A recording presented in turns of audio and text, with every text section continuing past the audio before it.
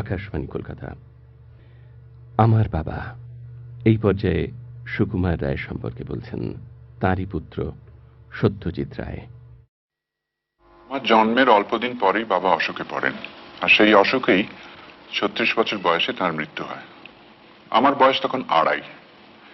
এই ২.৫ বছর অসুখের মধ্যে বাবা মাঝে মাঝে একটু ভালোর দিকে গেলে তাকে চেঞ্জে নিয়ে যাওয়া হতো, আর সেই সঙ্গে আমিও যেতাম।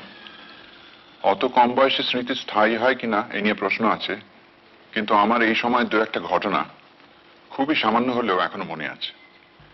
একবার বাবার সঙ্গে সোদপুর গিয়েছিলাম। গঙ্গার ধারে বাড়ি, বাবা একটা জানলার ধারে বসে আছেন, আমি পাশে বসে। বাবা বললেন, স্টিমার যাচ্ছে। আমি ঘর থেকে ছুটে বাইরে খোলা চত্বরে বেরিয়ে এসে গঙ্গায় স্টিমার দেখলাম। তারপর একবার গিরিডি গিয়েছিলাম, সেটা সোদপুরের আগে না পরে মনে নেই।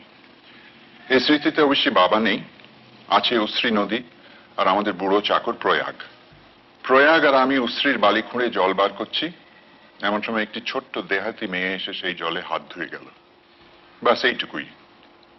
এই দুটো ঘটনায় যে সন্ধ্যার, আমার সেটাও মনে আছে। সত্যি বলতে কি, সুকুমার রায়কে আমি চিনেছি তার লেখা আর আঁকা থেকে, আর আত্মীয় স্বজনের বর্ণনা থেকে। লেখা বলতে শুধু ছাপা লেখা নয়, সে তো আছেই, কিন্তু সে লেখা যেমন আমার কাছে আছে তেমনি অনেকের কাছেই আছে।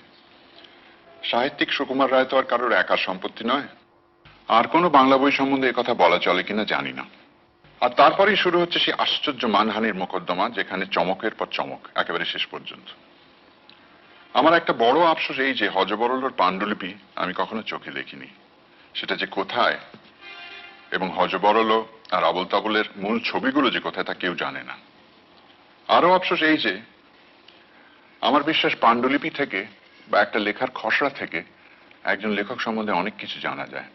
তাছাড়া চিঠি, ডায়েরি ইত্যাদি তো আছেই। দুঃখের বিষয়, সুকুমার রায় কোনো ডায়েরি লিখে যাননি। এটা আমাদের পরিবারের কেউই লেখেননি, কেবল একজন ছাড়া। ইনি ছিলেন আমার ছোট কাকা সুবিমল রায়। তবে এর ডায়েরিতে কোনো আত্মসমীক্ষা স্থান পায়নি। ছোট কাকা বছরের পর বছর একই রকম ডায়েরি লিখে গেছেন, যাতে সকাল থেকে শুরু করে রাত্রে শুতে যাবার আগে পর্যন্ত তার প্রতিদিনের কার্যকলাপের পুঙ্খানুপুঙ্খ বিবরণ পাওয়া যায়।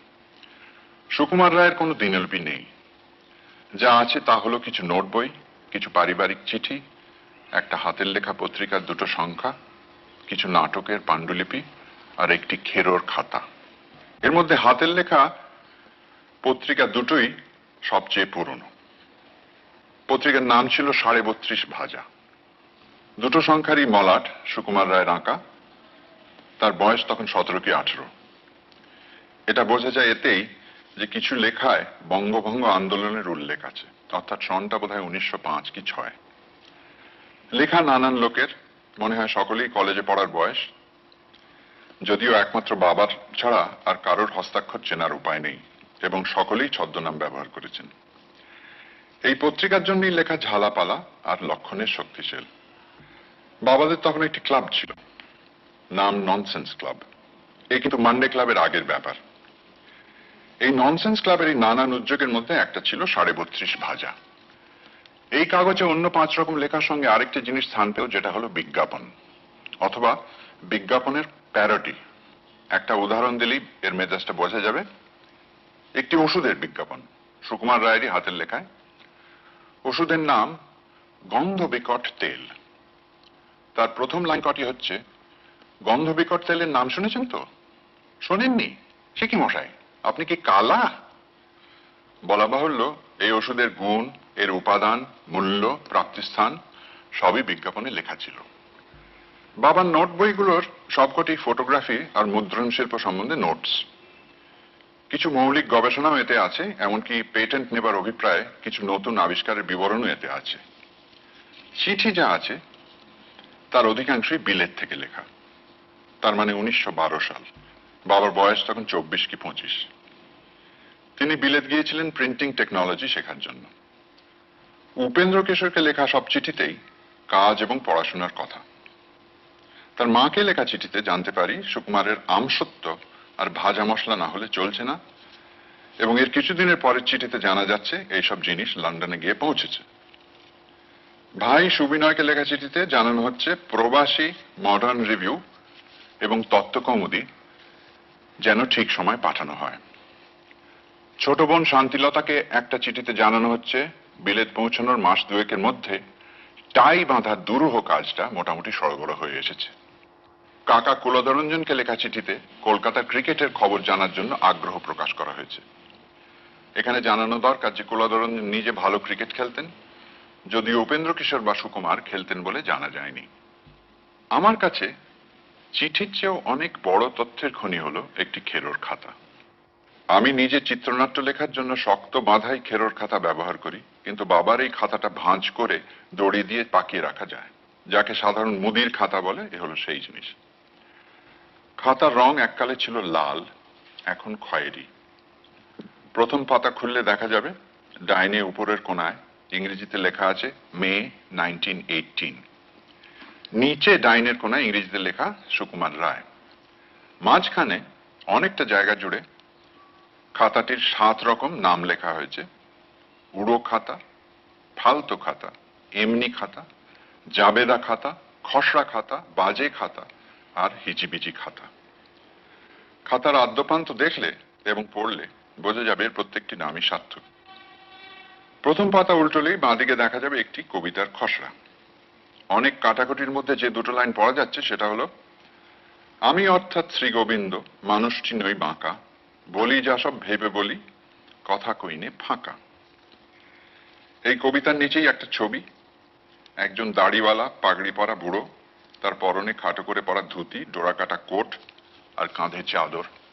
বুড়ো হাত উঁচিয়ে চোখ রাঙিয়ে কাকে যেন ধমক দিচ্ছে।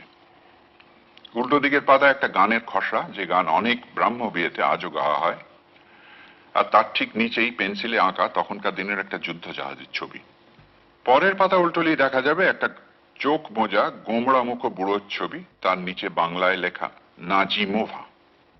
এই নাজিমোভা ছিলেন তখনকার দিনের একজন বিখ্যাত সিনেমা অভিনেত্রী।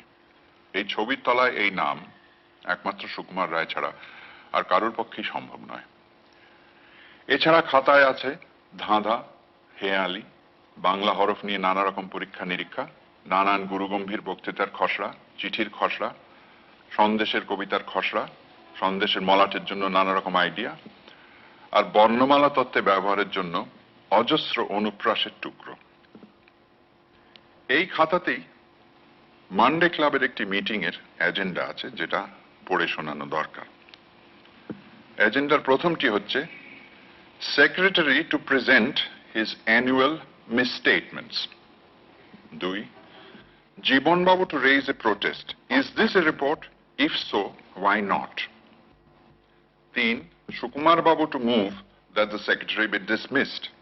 Bracket লেখা storm of protests, chorus led by Habul Babu. এবং সবশেষে সমবেত কণ্ঠে God save the secretary. বাবার সঙ্গে আমার পরিচয় হয়নি ঠিকই, কিন্তু এইসব খাতা, কাগজ, নোট বই আর চিঠি তাকে আমার খুব কাছে এনে দিয়েছে। এগুলো এবং তার প্রকাশিত বইগুলো হাতের কাছে থাকায় তার অভাব আমি কোনোদিন বোধ করিনি, আর এগুলোর সঙ্গে আমার পরিচয় কোনোদিন ফুরবার নয়।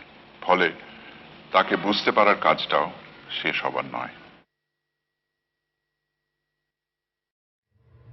এতক্ষণ আমার বাবা এই পর্যায়ে সুকুমার রায় সম্পর্কে বললেন তারই পুত্র সত্যজিৎ রায়। আকাশবাণী, কলকাতা।